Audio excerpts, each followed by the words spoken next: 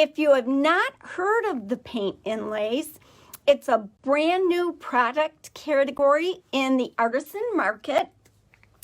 It's patent pending by IOD, made exclusively by IOD, and it's paint that inlays into your wet, chalk-based paint surface, the blue indigo floral. And you're gonna have, it's not a transfer, so it's not sheets that you rip off, and it's not remotely the same. That was the first thing that I noticed. So here's the cover.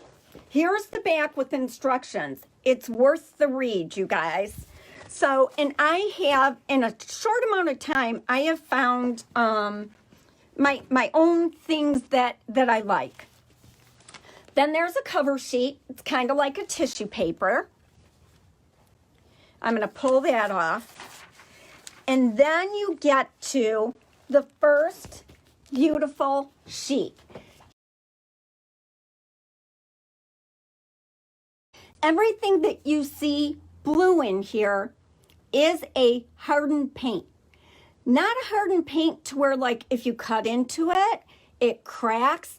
You can cut into it and it separates seamlessly. That was my first wonderful, exciting surprise. The next thing is you can cut around all of these elements. So whatever's white, you guys, doesn't matter. It doesn't matter. It's just paper. So that opened up a whole new level of creativity avenues.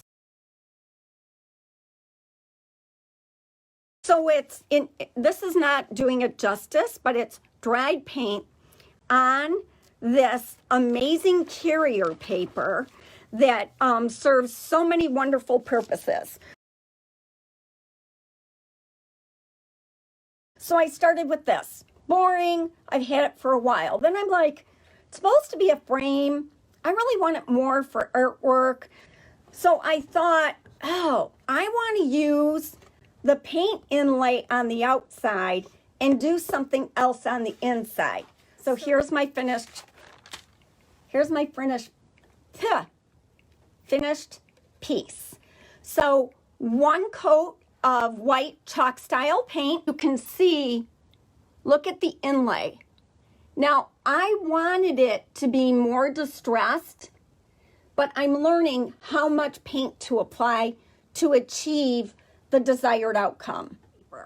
This was the easiest project ever.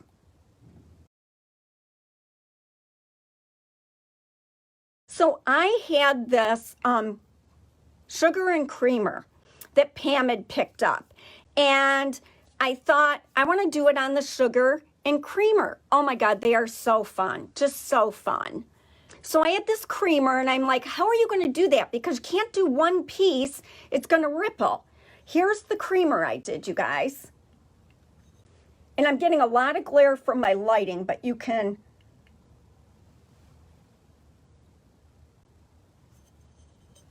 show you that it doesn't need any words, right? Look at that. How fun is that? So I'm going to show you how I do this. It's going to be so awesome. Then here's my empty space right here that I'm going to use. We are going to pull back the other, but I want to put the new on first because I think that's going to make more sense. And then look, I even did the little cap. How fun is that? So fun. All right, so I'm going to take some of my same paint. This has one coat of paint on it. It was white, which was really nice. So when you look at this and you're doing something like this, only look at the print. That's all that matters. This white, I can cut into it all day long. It's not going to affect anything. So right here, what I'm going to do is, I think I'm going to put this right here, just so I can show you.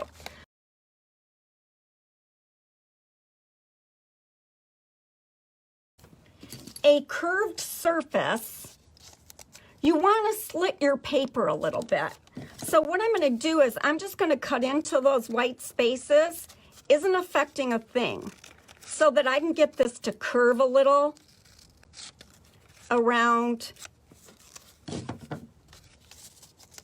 And that's just going to help. So I am going to go, this has a flat point on it right here. And I may or may not piece that together. Actually, I think I'm gonna go on an angle like this. That's the other thing I learned is I can totally just go off the bottom too. Like this is probably what I'm gonna do. So I'm gonna get my white paint. One of the things I'm learning is to, when I'm layering like this, is to watch where my other carrier papers are and cut it a little tighter. I have learned on these pieces, I like my paint a little bit imperfect as well. So I want that to go up there. Then I'm just gonna press it on. It just goes right into those grooves.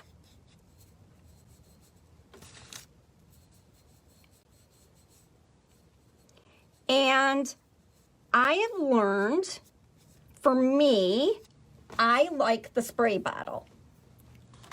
That's what I like to use. So I've got it on there pretty good. And that's one of the things we're all going to have to learn is what works for us. But I really like my Mister bottle. And I just kind of smooth that out. Make sure it has good contact. There'll be a little bit of pink coming up. I'm frozen. Oh, we're good. And I'm totally okay with that. So now I'm gonna slide over here and grab another.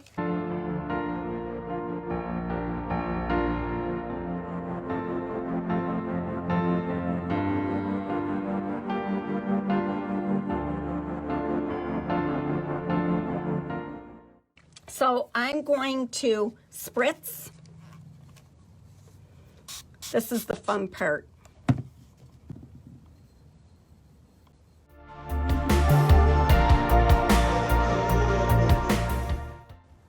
Oh, it's so awesome.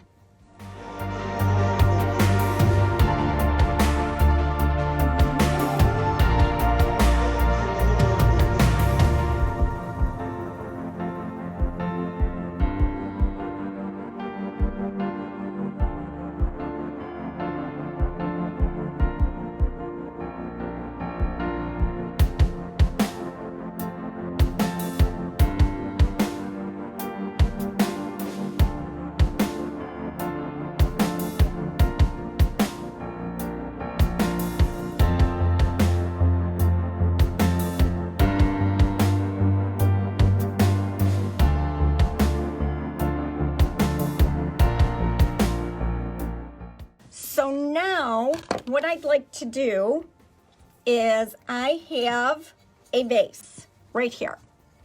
I think I'm going to do this based on the plan that I have of the top being white and putting a mold. I think that's what I want to do. So that's going to go there. And for me to be able to get it to curve, these are not the best scissors.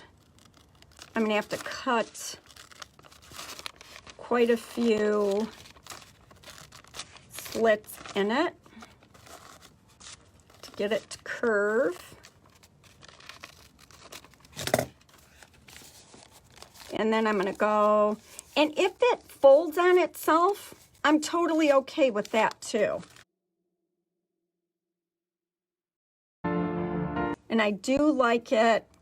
I do like the texture in my paint, especially on something like this. And I want to get it right around there.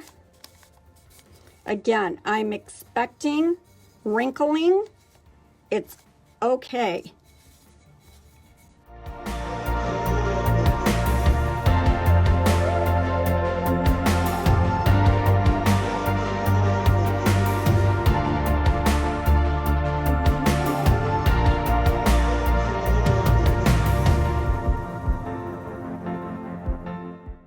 So once you get it on there, and it's not perfect, and I have wrinkles, so you know that's going to happen, embrace them. You know, make it, plan for it, make it part of the design.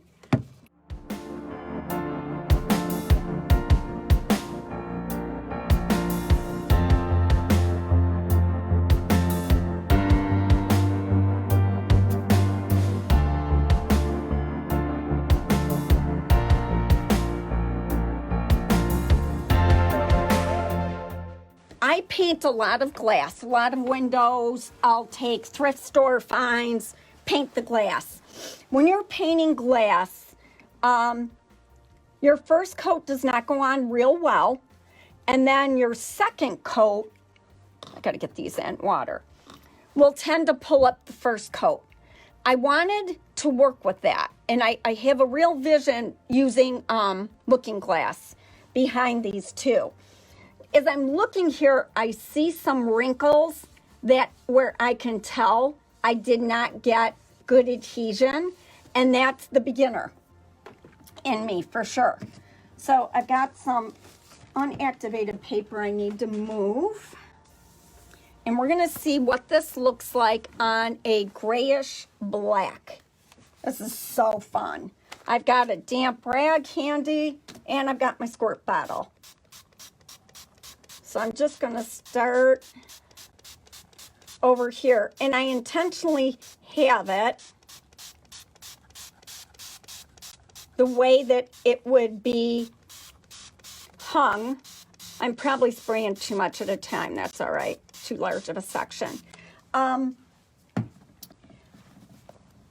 I'm really interested because I know the paint was missing in this area. So I'm just going to try and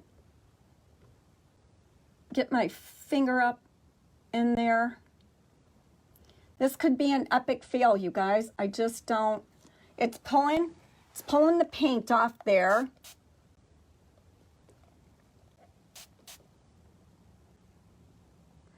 Trying to be careful.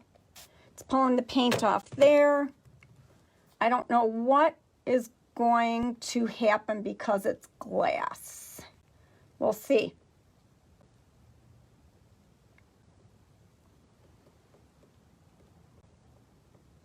And where you see the paint on my carrier paper, most of that is where paint was starting to come up on the window. Here's what I got to tell you though. I absolutely love this. Love it. I would not touch it. The behind this is a piece of board that's been sprayed with looking glass. So you're getting that look, and you'll never, well, I shouldn't say you'll never. In my opinion, this will not be something that you're going to be able to control very well. We just left tentacle about the day. Oh my God, Patty, absolutely. I get you. The stuff that we have to do versus the stuff we want to do. So what's crazy is the adhesion is better where the paint from the paint inlay is, which is kind of crazy. But I think that this is fabulous if you're going to make sure that what's behind, like this just was painted looking glass over black, the paper behind it. I love the wrinkles, I love the spacing, I love everything about this. Mercury glass, that's what looking glass is, pretty much, mercury glass. Pretty much the same thing, that look.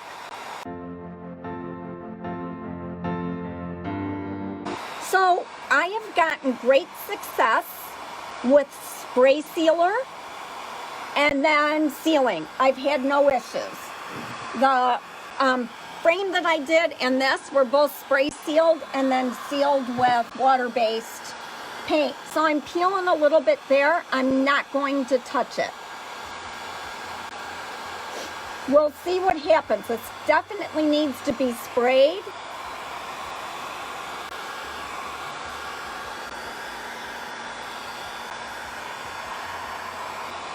And I'm wondering if the solution with this wouldn't be to get a coat of paint on it and then just reactivate the paint with water and put your inlay down. That might be what would help here too. So I'm just going to let this dry really well. Spray seal it. But this is going to be a color combo I am for sure going to be doing. I think this is like my favorite color. It is just glass, Karen. So it's, Pam had this, and it's like a cheap, I don't know if it's a dollar store frame, I don't know what it was, but she had taken the inside backing and painted it black and then sprayed it with Mirafox. I would always, for me, I'm going to spray seal before I do anything. That's pretty much what I do now. I spray seal everything with Rust-Oleum matte so that my stuff doesn't bleed, especially when I have contrasting colors, like a black and a white. So this, for sure, if I took a brush and sealer on top of it all bleeding, isn't that pretty, Cheryl? So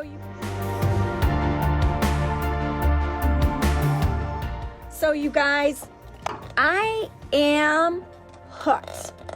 This is incredible. So thanks you guys for being here. Appreciate you. Bye everybody.